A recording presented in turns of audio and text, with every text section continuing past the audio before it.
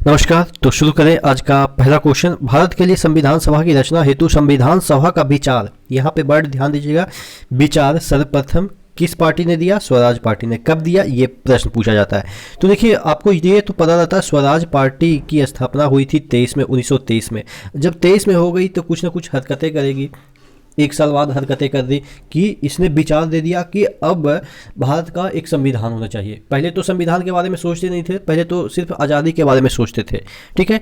लेकिन ये सर्वप्रथम बार स्वराज पार्टी ने जो संविधान है उसका एक प्रस्ताव रखा, ठीक है, या आप कह सकते हैं विचार दिया। तो ये कब दिया? एक साल बाद, यानी कि 24 में। अब इसी ने संविधान के लिए एक रिपोर्ट बनाई कि इस भारत का संविधान ऐसे ऐसे होना चाहिए। और ये रिपोर्ट कब प्रकाशित हुआ? जो नेहरू रिपोर्ट के नाम से प्रसिद्ध है, 1928 में।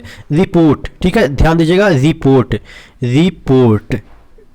जैसे लास्ट में सेंस दे रहा ना, यानी कि 8 जैसा सेंस दे रहा है। तो जो रिपोर्ट है वो प्रस्तुत हुआ नेहरू रिपोर्ट 8 में, ठीक है, रिपोर्ट 8, इस तरह से सेंस लगा देंगे। भारतीय संविधान सभा में महिला सदस्यों की संख्या कितनी थी? उस समय जब संविधान सभा का गठन हुआ था 1946 में, तो उसमें जो संविधान सभा में महिला सदस्य थे उनकी संख्या कितनी थी? तो 15 थी। टोटल सदस्य कितने थे वो आप नीचे कमेंट बॉक्स में कमेंट करके बताएंगे। वित्तीय आपात का प्रावधान किस संविधान से लिया गया है? वित्तीय आपातकाल मतलब कि यहाँ पैसे की कमी हो गई है, इस तरह से आप सेंस लगा सकते हैं। तो पैसा वाला देश सबसे ज़्यादा कौन सा है? अमेरिका है, ठीक है। तो उस तरह से हम याद रखेंगे, जो वित्तीय आपातकाल का प्रावधान हमारे संविधान में रखा गया है वो अमेरिका से रखा गया है। भारत में कितने क्षेत्रीय परिषद हैं? क्षेत्रीय परिषद का मतलब होता है कि कुछ स्टेट को मिला के एक क्षेत्र बना दिया गया, ठीक है, कुछ स्टेट को मिला के एक क्षेत्र। तो अगर हम बात करें उत्तर क्षेत्रीय परिषद का जो मुख्यालय है वो दिल्ली है, ठीक है, देखिएगा उत्तर है। फिर पश्चिम क्षेत्रीय परिषद का जो मुख्यालय है मुंबई है, मुंबई इधर पश्चिम में सबसे बड़ा सिटी है। दक्षिण क्षेत्रीय परिषद का मुख्यालय कहाँ पे है? चेन्नई में है।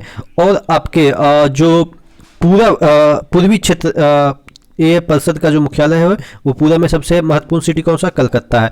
और मध्य जो क्षेत्रीय परिषद है, यानी कि बीच में, वो इलाहाबाद या प्रयागराज आप कह सकते हैं। मध्य क्षेत्रीय परिषद का जो मुख्यालय है वो इलाहाबाद है, ठीक है, या प्रयागराज। आप इस तरह से भी याद रखेंगे कि प्रयाग में काफ़ी बड़ा कुंभ मेला लगता है, तो चारों तरफ से मध्य में लोग जाते हैं, ठीक है, यानी कि प्रयागराज में जाते हैं। तो ये मध्य, तो ये 5 क्षेत्रीय परिषद हो गया। और एक नॉर्थ ईस्ट का जो जितने भी स्टेट हैं, ये जो आपका नॉर्थ ईस्ट स्टेट है, असम, ये सब जो मिला के, उसके लिए अलग से क्षेत्रीय परिषद गठन किया गया है। अगर आपसे ऑप्शन में पूछा जाए 5 तो 5 ही टिक कीजिएगा। अगर आपके ऑप्शन 5 नहीं रहेंगे तो 6 तो पक्का रहेंगे, क्योंकि ये नॉर्थ ईस्ट वाला को जल्दी काउंट नहीं करते हैं। लेकिन उसके लिए भी अलग से एक क्षेत्रीय परिषद का गठन किया गया है, जिसे हम नॉर्थ ईस्ट क्षेत्रीय परिषद कहते हैं, ठीक है। अगला क्वेश्चन की ओर बढ़ते हैं। किस केस के द्वारा 1980 में, थोड़ा सा आज पता नहीं क्या हो गया है, कुछ भी पढ़ा जा रहा हूँ।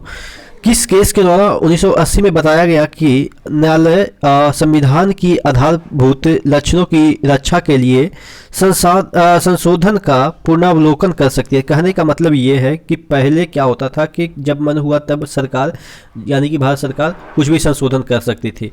लेकिन अब ये न्यायालय कह रहा है इस केस के माध्यम से कि आप जब भी संशोधन करेंगे, मुझे ऐसा लगेगा, न्यायालय ये बोल रहा है कि मुझे ऐसा लगेगा कि इसका मतलब कि निरीक्षण करना आवश्यक है, या आपके कहे बिना मैं इसका निरीक्षण कर सकता हूं कि आपने जो काम किया वो सही है या नहीं सही है।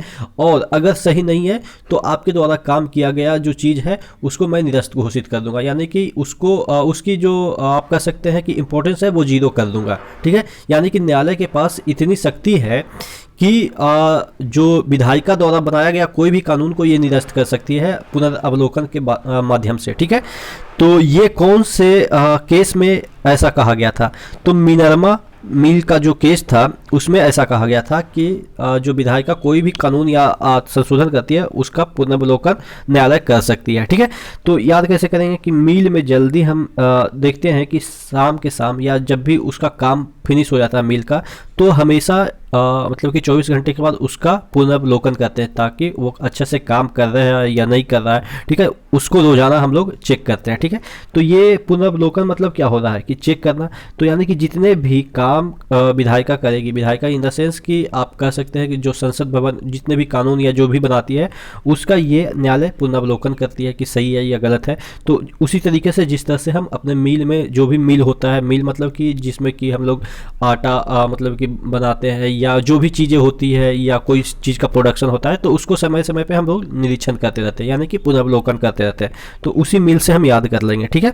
अखिल भारतीय सेवाओं का सृजन का अधिकार किसके पास है? जो यूपीएससी का आप देखते हैं आईएएस है, आईएफएस है, ये सब है, तो इस को और आगे बढ़ा सकता है, यानी कि उसमें संख्या अगर इंक्रीज करनी है, जितना भी अभी संख्या है उसका स्ट्रेंथ इंक्रीज करनी है या उसका पावर इंक्रीज करनी है, तो ये कौन करता है? ये आपके राज्यसभा करती है, ठीक है, ना कि लोकसभा करती है। संसद मतलब क्या हो गया?